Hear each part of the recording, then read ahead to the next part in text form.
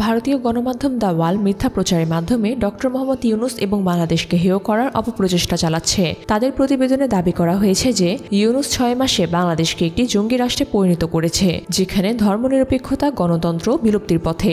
এটি সম্পূর্ণ ভিত্তিহীন ও উদ্দেশ্যপ্রণোদিত অপপ্রচার। তারা আরও বলছে 150-এর বেশি জঙ্গিকে মুক্তি দেয়া হয়েছে, বসন্ত উৎসব, লালন উৎসব, নাট্য উৎসব বন্ধ করে দেয়া হয়েছে, নারী ফুটবল নিষিদ্ধ করা হয়েছে এবং দেশের অর্থনীতি ভয়াবহ সংকটে পড়েছে। এছাড়া ধানমন্ডি 32 নম্বরে বঙ্গবন্ধুর ভবন ধ্বংস করে সেখানে আইসিস এর পতাকা ওড়ানো হয়েছে।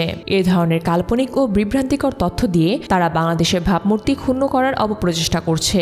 অন্যদিকে ভারতের ত্রিপুরার মন্ত্রী সুধাংশু দাস সামাজিক যোগাযোগ মাধ্যমে দাবি করেন মাদারীপুরে 19টি হিন্দু বাড়ি পুড়িয়ে দেওয়া হয়েছে এবং 7 জনকে অপহরণ করা হয়েছে। তবে তথ্য যাচাইকারী সংস্থা রিউমার স্ক্যানার নিশ্চিত করেছে ভিডিওটি শরীয়তপুরের একটি দুর্ঘটনাজনিত অগ্নিকাণ্ড, যেখানে ক্ষতিগ্রস্ত মুসলিমরা। স্থানীয় প্রশাসন জানিয়েছে বৈদ্যুতিক ত্রুটি থেকে আগুন লেগেছে, হামলার কোনো অভিযোগ নেই।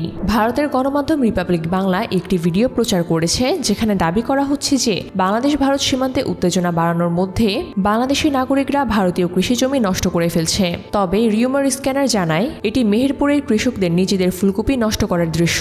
ভিডিওটিতে কৃষকরা ন্যায্য দাম না পাওয়ার প্রতিবাদ স্বরূপ তাদের ফসল নষ্ট করেন। মাছরাঙ্গা টেলিভিশন ও নাগরিক টেলিভিশন সহ কয়েকটি গণমাধ্যমও একই ঘটনা তুলে ধরে। ফলে বোঝা যাচ্ছে ভারতীয় সীমান্তে বাংলাদেশিদের অনুপ্রবেশের দাবি মিথ্যা এবং ভিডিওটি সম্পর্কিত সকল তথ্যই ভুয়া। ভারতীয় মিডিয়া ও কিছু গোষ্ঠী বাংলাদেশের বিরুদ্ধে মিথ্যা অপপ্রচার চালাচ্ছে, বিশেষ করে হিন্দু নিধনের কল্পকাহিনী প্রচার করছে। টাঙ্গাইলের খোকন চক্রবর্তী ও নড়াইলের এক হিন্দু রমণী এসব মিথ্যা প্রচারের প্রতিবাদ করেছেন। আওয়ামী লীগ ও ভারতীয় গণমাধ্যম দেশে অভ্যুত্থান নয় বরং জঙ্গি তৎপরতা চলছে বলে অপপ্রচার ছড়ানোর চেষ্টা করছে। উদ্দেশ্য প্রণোদিতভাবে বিভ্রান্তিকর তথ্য ছড়াচ্ছে তারা, কিন্তু প্রকৃতপক্ষে বাংলাদেশ একটি স্বাধীন ও স্থিতিশীল রাষ্ট্র, যেখানে সাংস্কৃতিক স্বাধীনতা, গণতন্ত্র এবং অর্থনৈতিক উন্নয়ন অব্যাহত রয়েছে। ভারতীয় কিছু মিডিয়া ও রাজনৈতিক মহল বাংলাদেশকে অস্থিতিশীল দেখিয়ে আন্তর্জাতিক মহলে কূটনৈতিক সুবিধা নিতে চায়।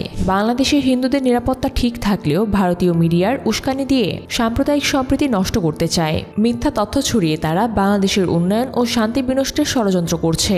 তবে বাংলাদেশের অন্তর্বর্তী সরকার জনগণের নিরাপত্তা নিশ্চিত করতে বদ্ধপরিকর এবং বাংলাদেশের জনগণও এসব অপপ্রচারের বিরুদ্ধে ঐক্যবদ্ধ। ইতিহাস প্রমাণ করে যে কোনো ষড়যন্ত্রই সত্যকে দাবিয়ে রাখতে পারেনি। বাংলাদেশ তার স্বাধীনতা ও সার্বভৌমত্ব রক্ষা করতে সর্বদা প্রস্তুত।